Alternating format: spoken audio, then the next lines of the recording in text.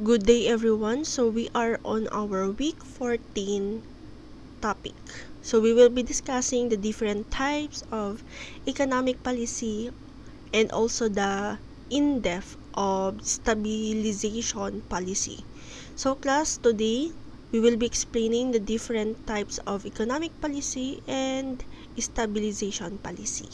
In our topic for today, as a continuation sa to ang previous weeks nga lesson, we will discuss the policy types and an in-depth na stabilization policy.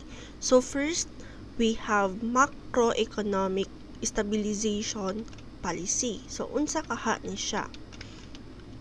So class, if we say economic stabilization, as per dito sa to ang module, it is an attempt to keep the money supply growing at a rate that does not result in excessive na inflation, and also attempts to smooth out the business cycle.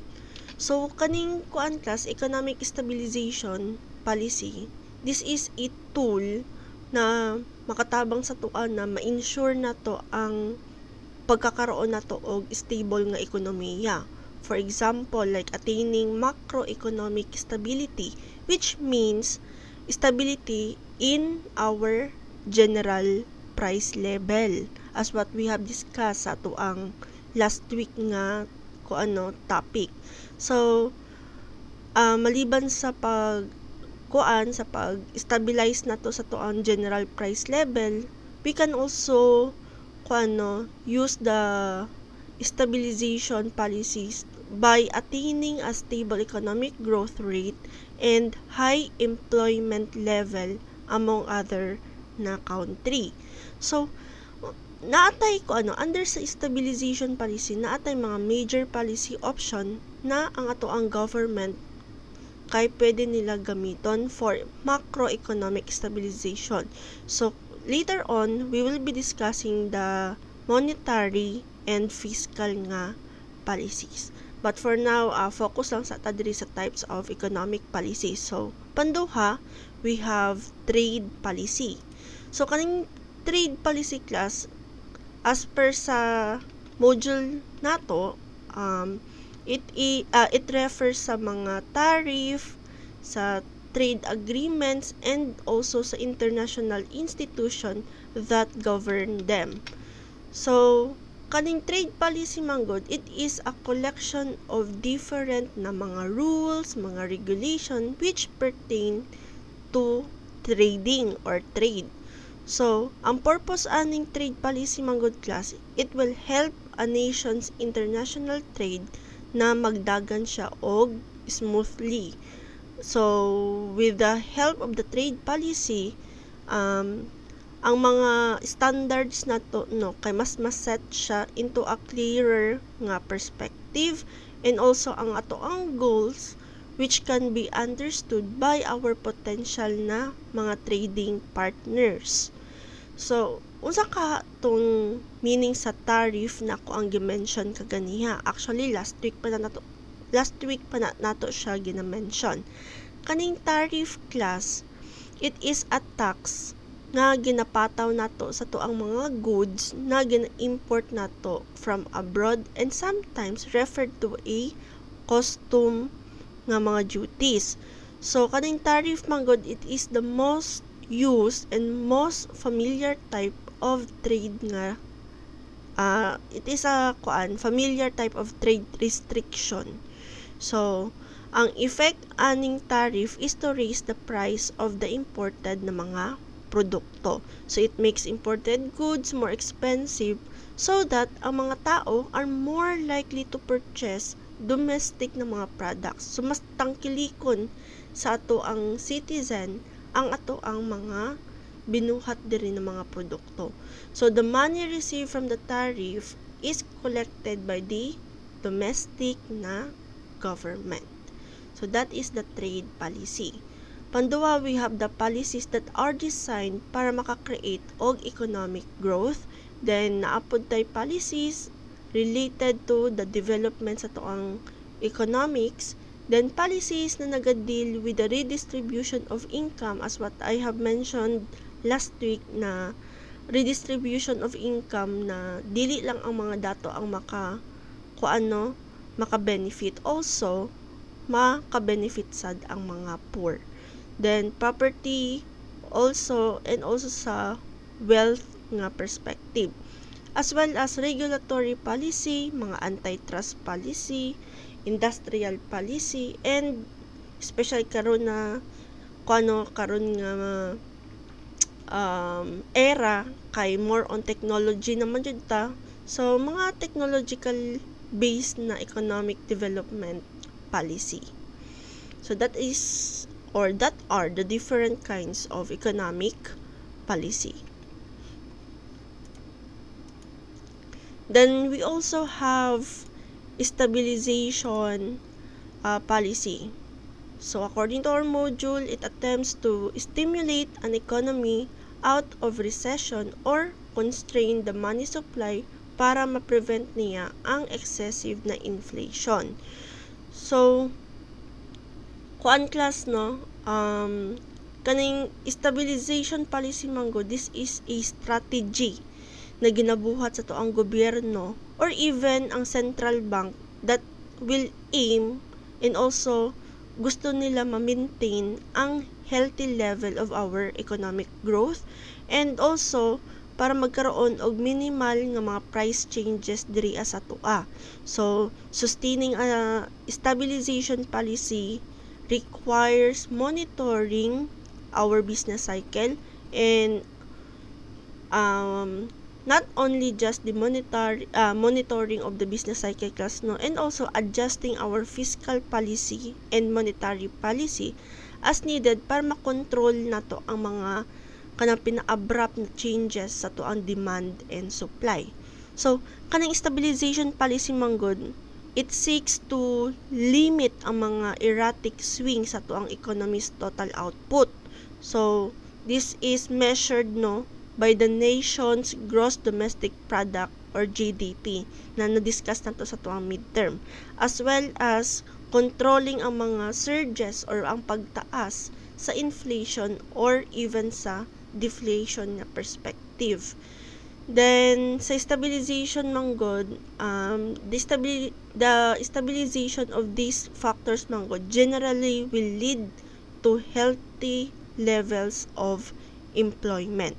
So kaning term nga stabilization policy, it is also used to describe the government action in response sa tuang economic crisis or even maka-encounter ang ato ang country og mga economic shock. So unsa man yung mga economic shock, such as mga sovereign na mga utang or mga magkaroon og crash sa ato ang stock market. So the responses may include mga emergency actions and even magkaroon og mga reformation sa toang legislation. So that is the stabilization policy. Now we can proceed sa toang fiscal policy and the monetary policy.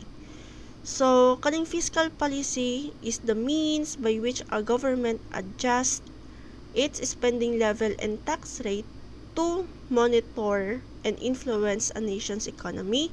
So it is the sister strategy sa ato ang i-discuss later nga monetary policy, through which a central bank influences a nation's money supply. So these two policies are used in different combination para mo direct ang ato ang economic goals. So here is a look at how fiscal policy works. So how it must be monitored, paano nato siya i-monitor, and paano nato siya i-implement that may affect different people in an economy. So first, we have the fiscal stance. So if we say fiscal stance, mao ni siya ang size of the deficit or surplus sa tuang mga goods and services. Then we also have the tax policy, so the taxes na ginagamit nato to collect government income, and also the government spending on just about any area sa tuang government. build project ba na siya, sa pagpasweldo, sa benefit and all. So under na siya sa government spending. So to further understand what is fiscal policy, I have nag-ready ko og short video that we can watch to further madungagan ang ato ang knowledge regarding sa fiscal policy.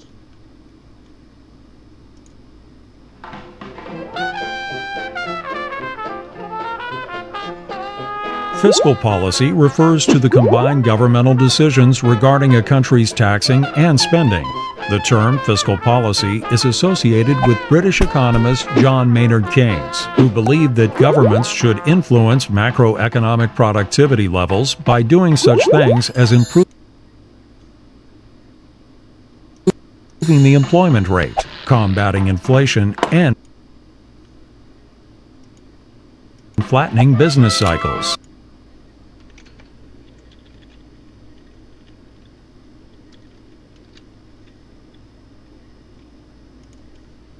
Take the example of the nation of Recesnia. Recesnia's economy has been stagnant for the past 2 years. The government leaders might try to boost the economy by lowering taxes. A lower tax rate puts more take-home pay in the hands of taxpayers, who then spend that money and spur the economy. Or Recesnia might try to create jobs by using government money to build infrastructure like highways and river dams. Detractors argue that Recesnia's fiscal policy creates no new jobs because the government gets its money from taxing productive activity in the private sector. Raising taxes to pay for infrastructure jobs reduces the amount of money in the private sector, which reduces the number of private sector jobs. The net effect, according to the opponents of fiscal policy, is zero overall job creation. What if Recesnia's efforts work and its stagnant economy turns into a robust economy? The main danger in a robust economy is inflation. To combat inflation, Recesnia's government leaders could reduce spending and raise taxes. The reduced spending would cut overall economic demand because the government would be using less of the economy's resources. How? Raising taxes would reduce the amount of money that people have to spend, thus also reducing demand. The likely resulting budget surplus could be used to spur any future downturn in Recesnia's economy.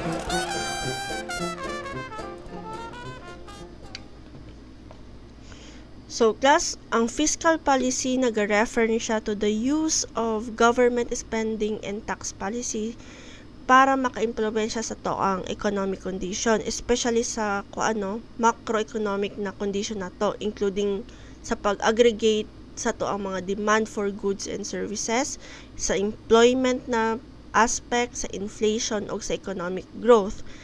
Kaning si fiscal policy manggod, it is often contrasted with the monetary policy, so which we will be discussing later, no? So kaning kaning monetary policy, it is enacted by the central bankers and not elected by our government official, not unlike with our fiscal policy. It focuses on the government aspect or perspective kung paano sa ginagastos sa tuang gobyerno ang mga budgets and paunsa nila gina-impose ang mga taxes. Mao ni siya ang fiscal policy. And as what we have watched na video kaganiyan, no, kaning fiscal policy magod is based siya sa theory na gibuhat no ni John Maynard Keynes. He is a British economist. It is also known as a Keynesian nga economics. So this theory kay basically naga-state ni siya that ang mga government daw nato class can influence the macroeconomic productivity level by increasing or pwede sa nila i-decrease ang tax level and public spending.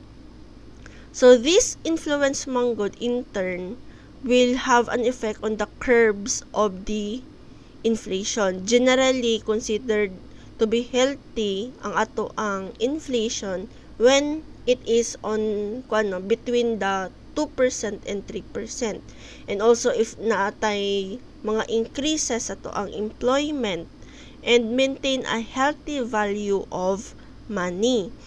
So, kaning fiscal policy kay nag-play ni siya og important na role in managing a country's economy. So, for example, katong sa nahitabo dito sa USA, no? In 2012 manggod class, daghan ang na-worry because of the fiscal nga cliff. So, it is a simultaneous increase sa mga tax and also sa mga nagkaroon sad og mga pag-cut sa mga budget on the government spending. So, it's set to occur in January 2013 katong ilahang pag-increase sa tax rate sa pag-cut sa government spending nila. So, with this situation class, it would send the US economy back into a recession. So, sa itong recession, 2 consecutive na negative ang GDP. So, ang US Congress class avoided this problem by passing the American Taxpayer Relief Act of 2012 on January 1, 2013 kay para dili mabalik sa recession state ang ilahang bansa. And then we also have the monetary policy. So, sa monetary policy, it controls the value of currency by lowering the supply of money to control inflation and raising it para maka-stimulate og economic growth. It is concerned with the amount of money in circulation and consequently interest rate and inflation. So, nganong concern kaya siya sa money circulation? Again, class, kung si fiscal policy is more on the government spending, si monetary policy manggod kay concern siya sa central bank. So, kaning monetary policy, the demand side of economic policy refers to the actions undertaken by a nation's central bank to control money supply and achieve macroeconomics na goals that promote sustainable economic growth. So, we have interest rate, so set by the if it is set by the government, then incomes policy and price control that aim at imposing non-monetary controls on inflation.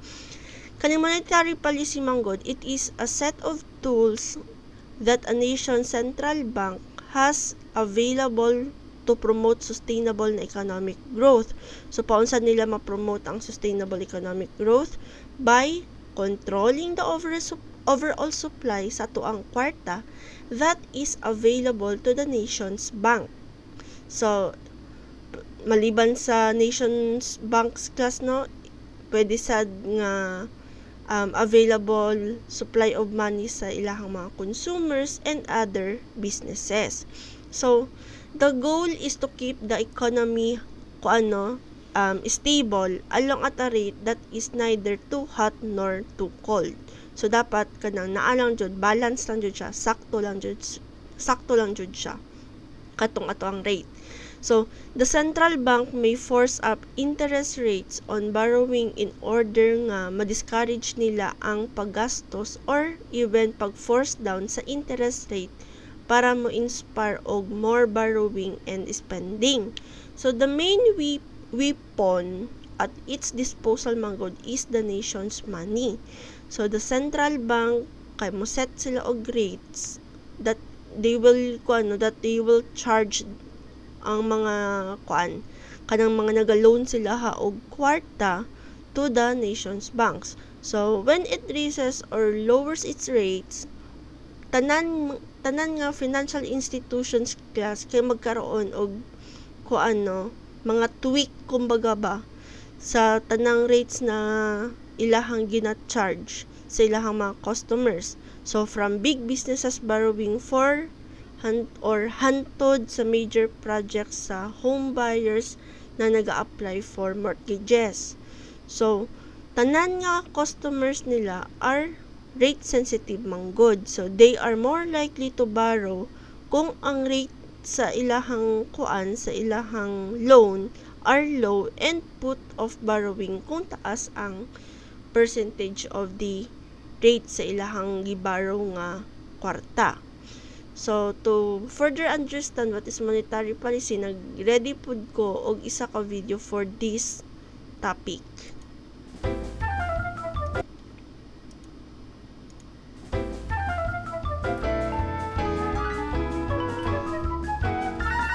Monetary policy is the actions a central bank takes to influence a country's money supply and the overall economy. In the United States, the Federal Reserve establishes monetary policy. It tries to make sure the money supply grows neither too quickly, causing excessive inflation, nor too slowly, hampering economic growth. Ideally, inflation is 2 to 3% annually, which keeps prices stable. The Fed also tries to keep unemployment low, around 5%. The Federal Reserve influences the money supply in 3 ways. 1. Buying and selling U.S. Treasuries through open market operations. When the Federal Open Market Committee buys treasuries from securities dealers in the market, it increases the money supply and thus lowers interest rates. Selling treasuries to securities dealers takes money out of circulation, decreases the money supply, and raises interest rates. 2. Setting the interest rate that banks with excellent credit ratings pay on overnight loans from a Federal Reserve Bank, called the discount rate. Banks with less stellar reputations borrow at higher rates. The Fed's Board of Governors handles this function. 3. Establishing reserve requirements, or telling banks what percentage of customer deposits they must keep on hand, say 10%, so customers can make withdrawals. Banks lend out or invest most of the other 90% to earn money and deposit any excess funds with their district Federal Reserve Bank so other banks can borrow at the discount rate to maintain reserve requirements. The level of bank reserves affects the short-term interest rate banks pay to borrow and lend money from and to each other overnight to keep their reserves at the required level. Thus, reserve levels affect the interest rates banks charge consumers for things like car loans and mortgages, and it influences inflation. So, in short class, kaning monetary policy is the control of the quantity of our money available sa tuang ekonomiya. And also the channels by which ang mga bag-o nga money is masupply sa tuang bansa. So, by managing the money supply class, ang central bank will aim to influence our macroeconomic factors. So, it includes the inflation, the rate of consumption, sa economic growth, and even sa overall nga liquidity. So, in addition to modifying the interest rate, ang central bank may buy or even sell government bonds.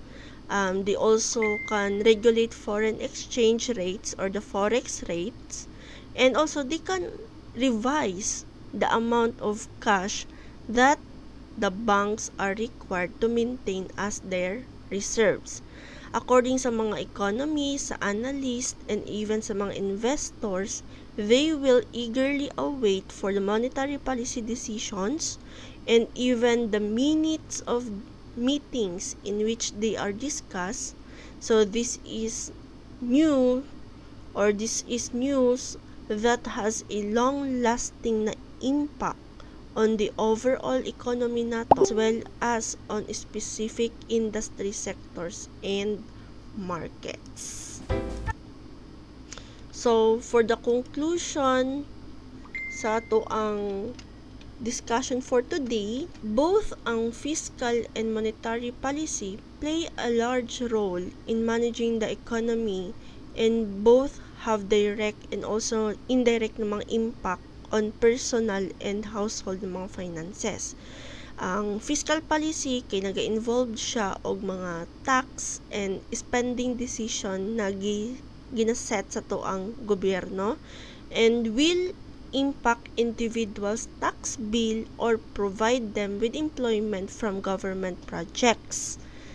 Then, sa monetary policy, it is set sa tuang central bank, and it can also boost our consumer spending through lower interest rates that make borrowing cheaper on everything from credit cards padulong sa mortgages if we want to get housing plans, no.